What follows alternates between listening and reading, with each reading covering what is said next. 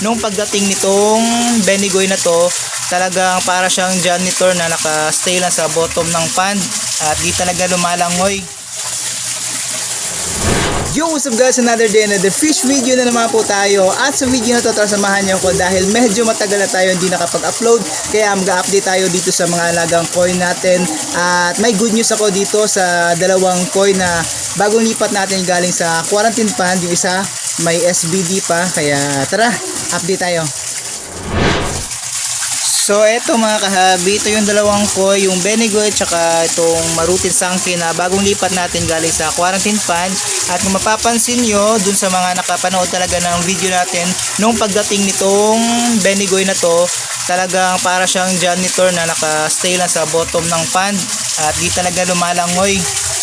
Yun, may SBD siya, pero ngayon kita nyo naman, gumaling na talaga yung kanyang sakit. Tapos itong Sangke naman, paminsan-minsan papark talaga siya dito na area, yung yung favorite spot niya. Pero ayan, lumalangoy-langoy naman siya, pero may times talaga na nagpa-park siya. Pero itong Benigoy natin, ayan, goods na po siya guys. Ayan At ngayon nagpapakain na tayo sa kanila, kaya makabawi na yung katawan ng mga koi natin. Ayan. So ayan, magpapakain tayo ngayon para makita nyo kung gaano katakaw na itong Benigoy na to. Pero itong Sangke na to, ayan, medyo di pa gaano kumakain. Tapos yung sa buntot niya guys na sinulkbat natin, ayan, papansin nyo, wala na yung namumula or nagsusugat na part. So yun po yung ginagawa natin pag may mga ganon, sinusulkbat po agad natin. Ayan, tapos water change at linis ng filtration system. Ayan, diba? Healthy na. Makabawi din yung katawan ng mga koi natin na to. So yan, try nating pakainin sila. Pakita ko sa inyo kung gaano katakaw itong mga isdang to. So ito guys, sa mga magtatanong kung ano yung pinapakain natin sa kanila, itong Haruto Koi Food po itong pinapakain natin sa kanila ngayon. Ayan, alam na nila ito. Natakaw talaga ng isdang to. So yan, pakainin natin sila. Ayan na. Oops, nag-aabang na Yan. Una talaga palagi itong si Tricia guys. Ang takaw ng isdang to. Yun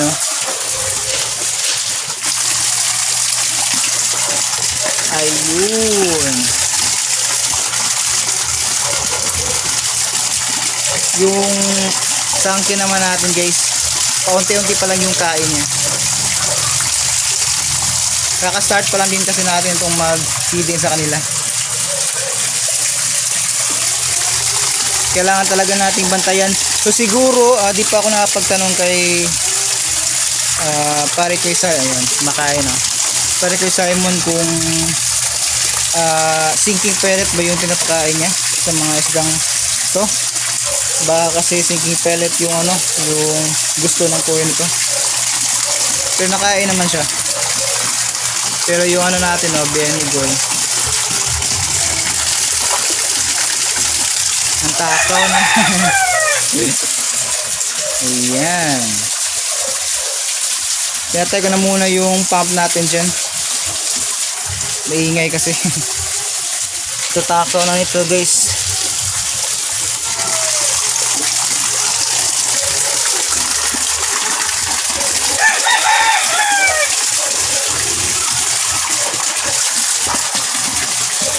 Yun.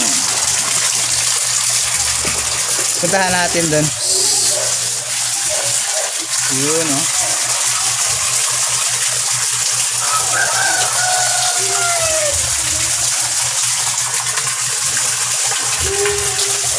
Paunti-unti lang yung kain nito yung Sangke natin.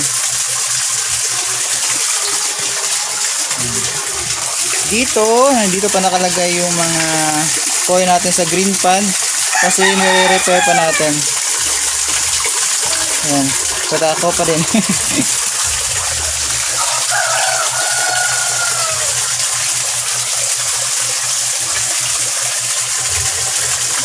Yun.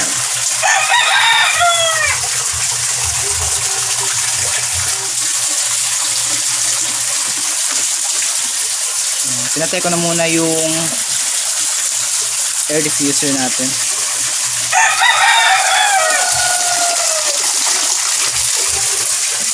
Ayan.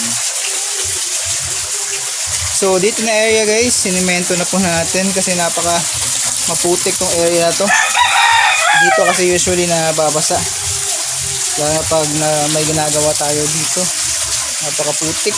Kaya ito, sinimento na po muna natin. Ayan. Tapos itong ating pan na to guys, nakapag-start na tayo mag-repair. Ayan. Sobrang tibay na nito. Papakita ko sa inyo sa mga upcoming videos kung ano yung ginawa natin dito. Trapal na lang yung kulang dito para pwede na paglipatan ng mga koi. Yan. Oops, ubos na.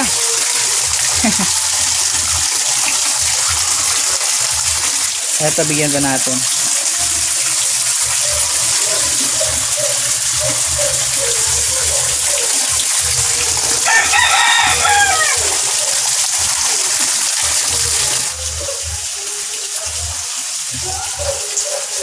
Napaka ganda tignan pag ganyan yung mga koi natin.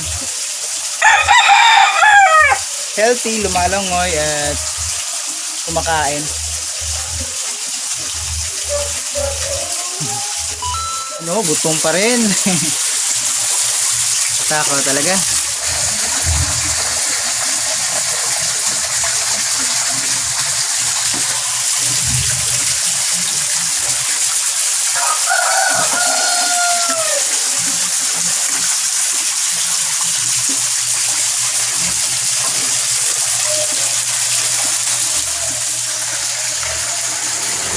So yan guys, maraming salamat pala kay Sir Luigi sa paggawa ng logo natin.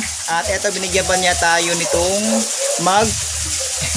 Pwede nating pagtimplahan ng kape. So yun, maraming salamat Sir Luigi. Kung gusto niyo po magpagawa ng mga logo, PM lang po kayo sa kanya. At eto, may mga ganito din siya binibenta. So yun. Ito yung ating flower horn guys. Medyo madumi na talaga itong tank niya. Di pa natin nalilinis. Sobrang busy din po natin. Pero malinis po yung tubig niya guys. Lumot lang talaga yung nagpapalabo dyan. Ayan. Kita nyo naman. Ayan. Mas gumanda pa itong ano natin. Oh. Kita nyo lumaki na yung kanyang bukol. Tapos yung katawan niya, yung kulay. Oh. Ayan.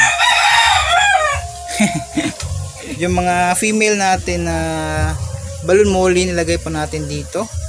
Ayan, dito sila lahat. Ayan sila. Tapos yung mga male nandoon naman sa tank na yun. Sobrang kalat dito. Ayusin pa natin to. Tapos dito nalipat na natin yung mga ref tub. Ayan. At may mga laman na sila. Yun oh. Kasi ginawa natin tong area na to na lagayin itong mga pabo natin para makapag-breed tayo. Tapos na natin lagyan ng bubong, yung screen na lang at saka yung pintuan dito. Tapos linisin natin tong area na to. Nangihingi ng pagkain, no. Tapos mo lang ha. So yun kahabi, yun po yung update natin dito sa mga bagong koi na galing sa quarantine pan na nilipat natin dito sa ating main pan. At good thing okay naman sila. At yun, kumakain na, tapos lumalangoy na, lalo na itong benigoy natin. Pero itong sangke, medyo kailangan pa talaga natin siyang fokusan para gumaling talaga siya, same nitong benigoy natin. Pero in good condition na naman din siya ngayon. Medyo nag-improve talaga yung condition niya compare nung kina-quarantine or bagong dating pa lang siya dito sa atin. So yun mga kahabi, yun po yung update natin sa kanila. Abangan nyo na lang po yung mga next uploads natin dahil meron pa tayong mga ginagawang video. Pero yun nga, sobrang busy pa natin ngayon kaya di pa natin matapos-tapos. Pero ongoing na po yung mga video natin na yun. So yun, dito na po muna mga kahabi. Maraming salamat sa panonood. Merry Christmas and see you on my next video. Peace out!